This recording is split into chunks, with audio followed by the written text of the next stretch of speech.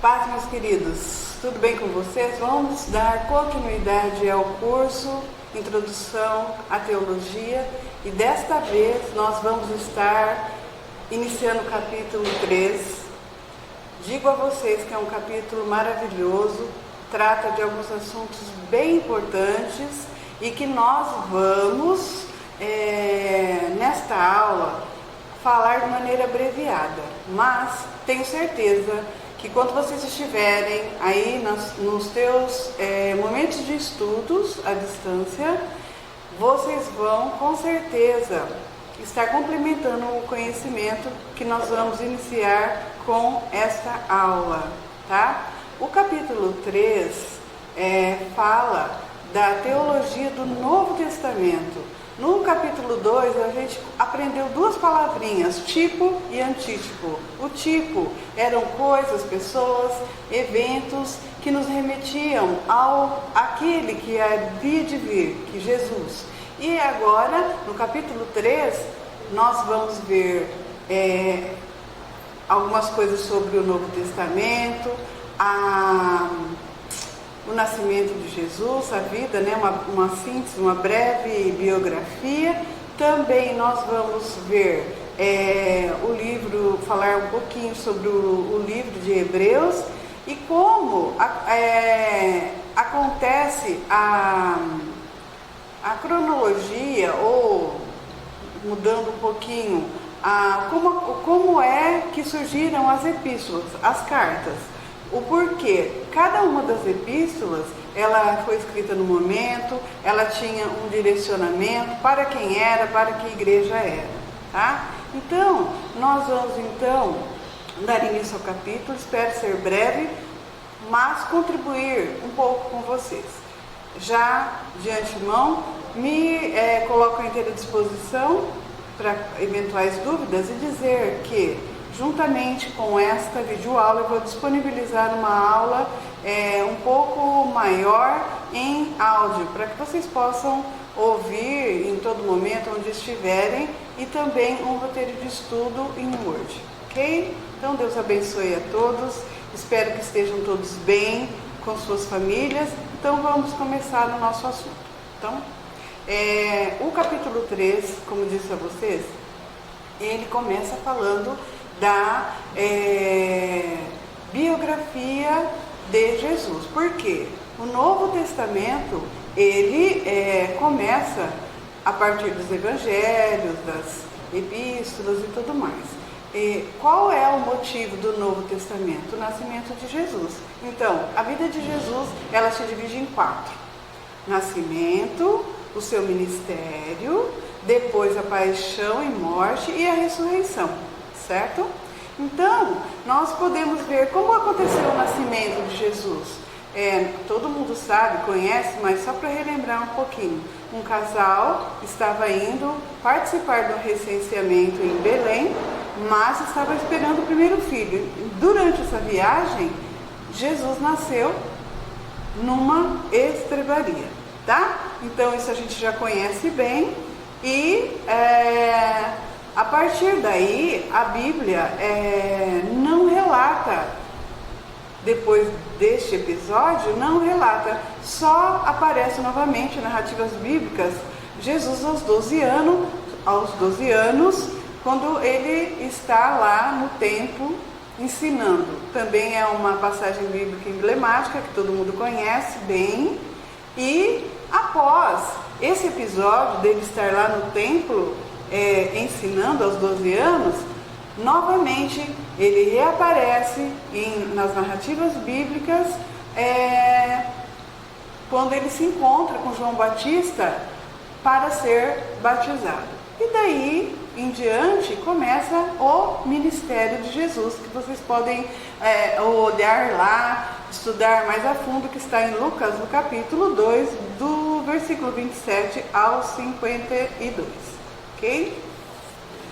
Após o batismo de Jesus propriamente dito, é que começa o seu ministério aos 30 anos. E todos sabem que esse ministério foi pequeno, curto, mas intenso, né? Nós devemos frisar isso. Apenas 3 3 anos. E o que o nosso material, ainda que sucintamente, nos reporta e fala neste breve espaço de tempo que Jesus teve seu ministério juntamente com os seus discípulos, e que nos chama a atenção, foi o seu caráter, que era perfeito. E isso nós deduzimos não apenas pela palavra, por todos os ensinamentos que nós podemos ver em todos os evangelhos, mas pelo que ele mostrou ser, a perfeição de caráter, ok? E a partir do momento que aconteceu esse pequeno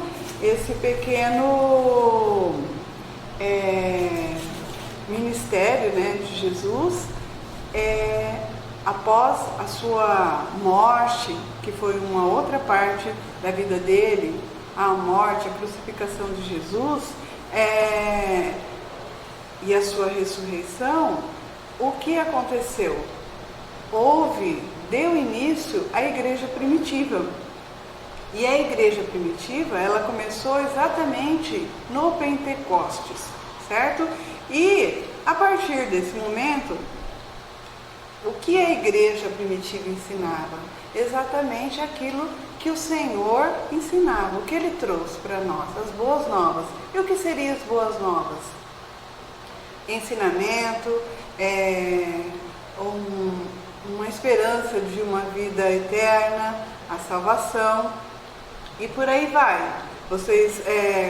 Nenhum de nós aqui é bebezinho na fé, né? Todos nós temos aí algum conhecimento e a gente sabe bem disso. Então, a igreja primitiva começou no Pentecostes.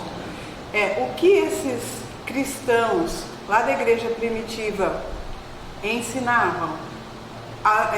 Eles traziam, eles levavam as boas novas, que no caso eram os ensinamentos que o Senhor nos deixou, ok? Como que esses cristãos, como que eles viviam, esses cristãos da igreja primitiva? Como eles viviam, como eles se comportavam, vamos dizer assim? Nós já lemos lá em Atos, que descreve, em tantas pregações livros que lemos, a gente sabe que eles tinham tudo em comum. Eles viviam em comum, em comunidades. E esses homens e mulheres, eles não só diziam com palavras, mas eles também viviam aquele amor cristão, eles viviam no dia a dia deles. Eles viviam e tinham tudo em comum. Vocês, eu tenho certeza que têm conhecimento disso. E o Novo Testamento dá muita ênfase nisto. E nós, como cristãos, nós temos que valorizar e tentar e observar bem isso. Porque não fosse essa igreja primitiva, não fosse esses irmãos terem enfrentado todos os entraves, todos os empecilhos, todos os desafios que vocês sabem que eles enfrentaram, nós não teríamos hoje, graças a Deus vivemos no período da graça, mas a palavra, todos os ensinamentos de Jesus não teriam conseguido chegar até nós, tá? E toda essa história, vocês em outras disciplinas do ITQ já aprenderam e sabem bem como que isso aconteceu. E como eu estava dizendo, no Novo Testamento nós vamos dar ênfase aqui nessa aula em alguns livros e em algumas epístolas. Por quê? Como que esse conhecimento chegou até nós? Através da palavra, a palavra escrita que chegou até nós, a Bíblia, tá? Então, o Novo Testamento dá ênfase ao livro de Hebreus, porque nesse livro retrata Cristo como Filho de Deus, sumo sacerdote, aquele que cumpriu todo o propósito de vida eterna, todo o propósito eterno que Deus tinha para nós. Então, esse livro, ele trata Cristo como Filho de Deus, sumo sacerdote, e a preocupação que a essência do livro traz é para que nós estejamos firmes na fé, para que nós possamos, independente de todos os obstáculos que a vida secular nos traz, ele procura trazer um fortalecimento, que nós sejamos firmes, para que nós possamos alcançar o propósito de Deus nas nossas vidas, a salvação e todos os benefícios que isso pode nos trazer. Amém? E também nos traz a dinâmica das epístolas. Né? O que é uma epístola? Uma epístola é uma carta escrita às igrejas, as igrejas principiantes, aquelas que começam e que tem que ter aí um acompanhamento. Então, Paulo, ele foi, através das suas viagens missionárias, fundando igrejas, por assim dizer. E aí o que acontecia? Ele viajou e quando ele estava lá em outro momento, ele tinha a preocupação com aquele determinado lugar. E aí ele tinha preocupação de escrever uma carta orientando: olha, irmãos, façam isso, olha, irmãos, não façam aquilo. E então, aqui nós podemos ver que Paulo, ele transmite a fé na soberania de Deus, né, através dessas cartas que ele escreveu nas 3 viagens missionárias que ele teve antes de ser preso, obviamente. E o que ele trazia? Olha, ele demonstrava nessas cartas, ele procurava demonstrar para aquelas igrejas que ele havia fundado e que ele deixou para ir à frente e continuar o seu ministério, uma mensagem para que não se prendessem às incertezas do presente, mas que mantivessem a certeza do triunfo da vida eterna. E quais livros ele escreveu, né? Qual livro, quais as epístolas que ele deixou para nós aí, que serve para cada um de nós até hoje. Olha só, as 6 primeiras epístolas de Paulo, elas são doutrinárias e elas foram escritas no ano de 48 a 58, aproximadamente 10 anos